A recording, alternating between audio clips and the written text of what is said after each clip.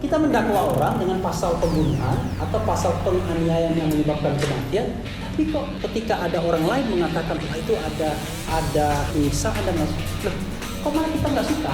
Kan aneh kan? Harusnya kita suka dong, karena berarti penyelidikan dan penyidikan serta pendakwaan kita tuh didukung oleh opini Habib Bahar dan Marwan Batubara. Kan kira-kira kalau nggak senang malah aneh. Andaikan nanti jaksa memberikan tuntutan kepada saya lebih dari 7 bulan, dan andaikan majelis hakim nanti memvonis saya lebih dari 5 bulan, apakah adil atau tidak, sama atau tidak, sesuai atau tidak? Bukankah semua sama di mata hukum? Tolong menjawab. Ya harusnya Habib Bahar bebas.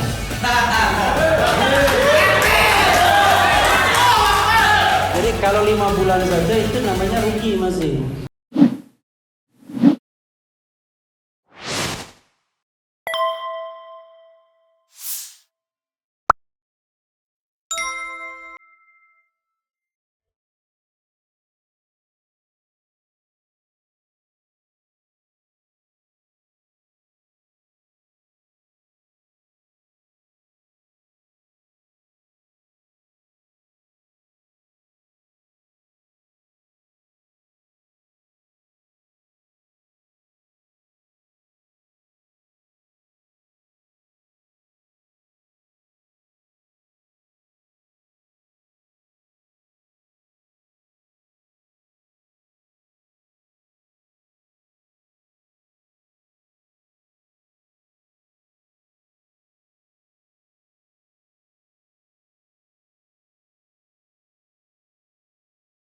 Jadi, kenapa Pak Marwan Batubara yang bikin buku TP3 yang beliau anggotanya, kenapa nggak ditangkap?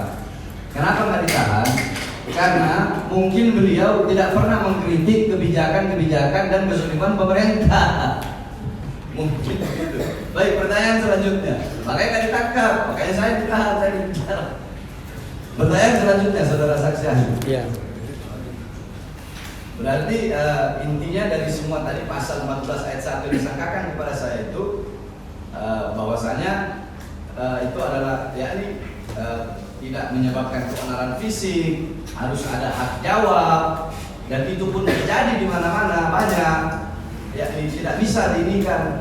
Yakni intinya berarti apa namanya? Pertanyaannya tentang pasal 14 ayat 1 ini pantas atau tidak disangkakan kepada saya? Tidak pantas. Tidak pantas, baik. Nggak, Terus jawaban tidak pantas bukan hukum, tidak adil. tidak adil lagi. Iya. Baik, tidak pantas, tidak adil. Nah, ya ini kan polisi, pengadilan, kejaksaan, ini kan aparatur negara. Nah, apakah turut campurnya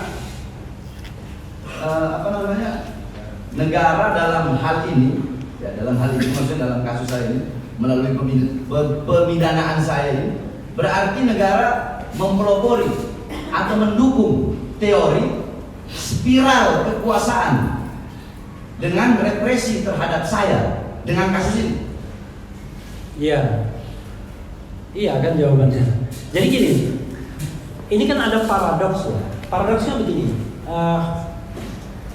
kita tahu bahwa dalam kasus ini tersangkanya adalah 3 orang.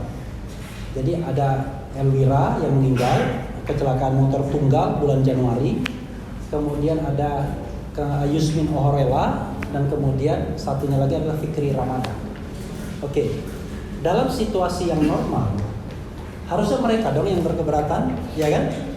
Karena mereka tersangka kan. Artinya kalau misalnya Habib Bahar mengatakan ada penyiksaan, beliau mengindikasikan ada penyiksaan dan lain sebagainya, maka pelakunya mutatis mutandis harusnya mereka, kan begitu ya? Secara teoritis, mereka yang akan marah dong, yang akan tersinggung kan? Penegak hukum yang melakukan proses penyelidikan dan penyidikan harusnya senang, ya kan? Harusnya senang. Waduh, berarti makin terbukti nih dakwaan kita, ya kan? Kan begitu. Masa kita mendakwa orang tidak ingin itu terbukti? Kan aneh. Kalau gitu nggak usah didakwa aja, ya kan? Kita mendakwa orang dengan pasal pembunuhan atau pasal penganiayaan yang menyebabkan kematian, tapi kok ketika ada orang lain mengatakan wah itu ada penyiksaan dan lain sebagainya, loh kok malah kita nggak suka? Kan aneh kan? Harusnya kita suka dong, karena berarti penyelidikan dan penyidikan serta pendakwaan kita tuh didukung oleh opini Habib Bahar dan Marwan Batubara, kan kira-kira begitu. Kalau nggak senang malah aneh. Saya pakai logika berpikir, walaupun kita semua udah tahu jawabannya. Yang begini-begini kan kita paham lah. Cuma saya pakai logika saja. Kan aneh. Kenapa nggak suka? Toh yang lain kan nggak terlibat. Logikanya kan begitu. Institusi kan nggak terlibat. Loh, kenapa kita risau? Ingat, kita mencari kebenaran, bukan mencari pembenaran, kan begitu. Itu jawabannya. Baik, pertanyaan tadi kan udah pasal yang berita hoax. Ya. Nah, sekarang saya mau bertanya tentang pasal berita ujaran kebencian. Di sini yang saya ambil tadi dari pernyataan saudara saksi ahli, antar golongan itu adalah pribumi zaman dulu tuh ya. Antar golongan yang dimaksudkan pada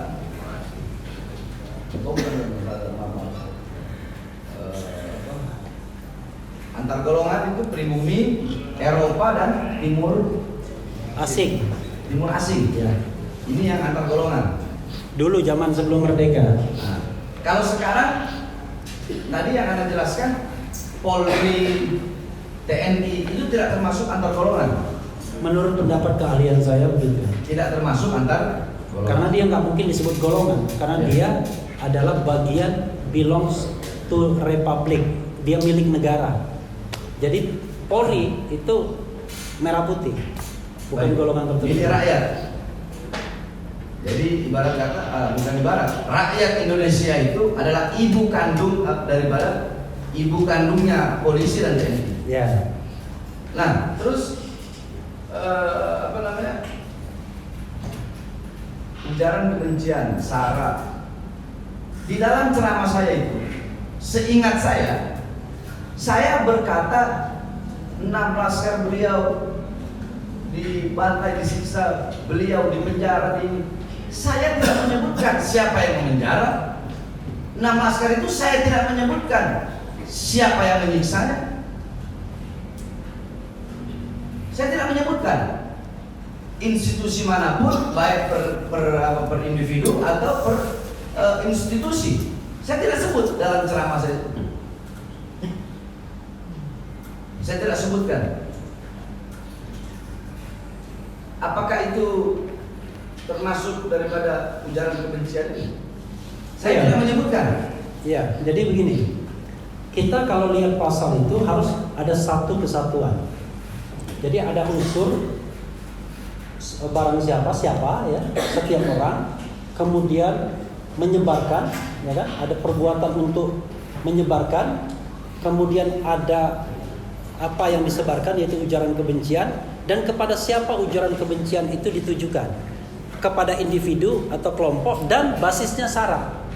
Jadi nggak bisa hanya kepada Refli Harun saja atau kepada Bang Marwan, karena individu tapi nggak ada basis saranya misalnya. Saya tidak melihat objeknya siapa.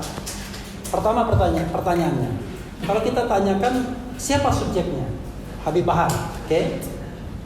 Kegiatan menyebarkannya YouTube beliau, kan begitu?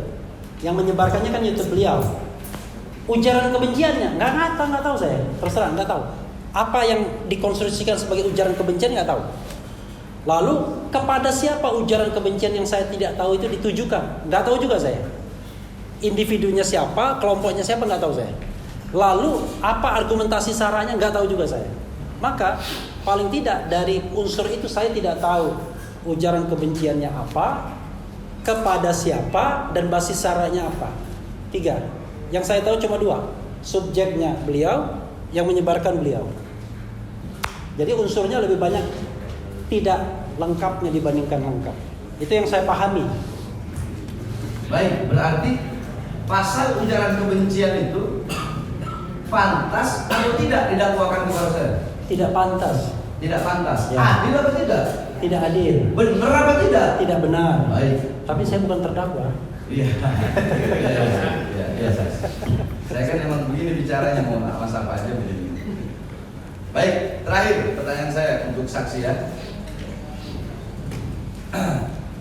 Saya mau minta pendapat karena saksi kan, boleh dong minta pendapat, saksi ahli. Oh, saya. Ya, saksi ahli. Soalnya kalau bukan saksi ahli, apa namanya, nggak boleh minta pendapat, katanya begitu. Ferdinand Hutahea, mungkin saksi pernah mendengar ya? Ya. Hutahea. Hutahea. Utahayan. Hutahea. Utahayan. Hayain. Hutahea. Hutahea. Nah, nanti kan kita bohong lagi saya ini. Masalah nyebut. Bisa kena juta takutnya awal. Ferdinand Hutahea didakwa oleh jaksa pasal 14 ayat 1 Undang-Undang RI nomor 1946. 1. Pasal kedua, pasal 45A ayat 2. 10 pasal 28 ayat 2 Undang-Undang ITE. 3. Pasal 156A penistaan terhadap agama. Nah, ketika jadi saya ini lebih dulu masuk penjara. Saya masuk tanggal 3 Januari. Ya kan? Di sel itu kan ada televisi begitu, di luar tahti itu ada televisi. Saya lihat di televisi. Saya bilang, kenapa orang masuk tuh? Masuk penjara di Ferdinand ini. Perasaan ini dia dulu yang sering hina saya. Dia masuk kenapa? Apakah hina saya? Apakah apa? Ternyata di situ saya lihat, oh karena penistaan agama. Gitu. Penistaan agama. Nah kemudian, udah. Saya duluan masuk, 1 bulan mungkin baru dia masuk, 2 minggu, 3 minggu mungkin baru dia masuk. Setelah dia masuk, dia sidangnya udah kelar. Saya sampai sekarang sidang gak kelar-kelar. Padahal pasalnya sama, malah lebih banyak dia ada penistaan agamanya. Terus dia dituntut oleh jaksa 7 bulan penjara. Dituntut 7 bulan penjara oleh jaksa. Terus dia divonis 5 bulan penjara dengan terbukti pasal 14 ayat 1 Undang-Undang RI nomor 1946 terbukti menyebarkan hoaks atau berita bohong. Pertanyaan saya, andaikan nanti jaksa memberikan tuntutan kepada saya lebih dari 7 bulan dan andaikan majelis hakim nanti memvonis saya lebih dari 5 bulan, apakah adil atau tidak, sama atau tidak, sesuai atau tidak? Bukankah semua sama di mata hukum? Tolong dijawab. Ya harusnya Habib Bahar bebas. Jadi kalau 5 bulan saja itu namanya rugi masih. Enggak, ini 5 bulan padahal 3 pasal yang didakwa oleh jaksa. Makanya saya bilang kalau Habib Udah Bahar itu dituntutnya cuma 7 bulan. Kalau Habib Bahar dihukum 5 bulan itu saja rugi sudah. Jadi mestinya bebas. Jadi harusnya bebas ya. Bebas. Baik, cukup, terima kasih.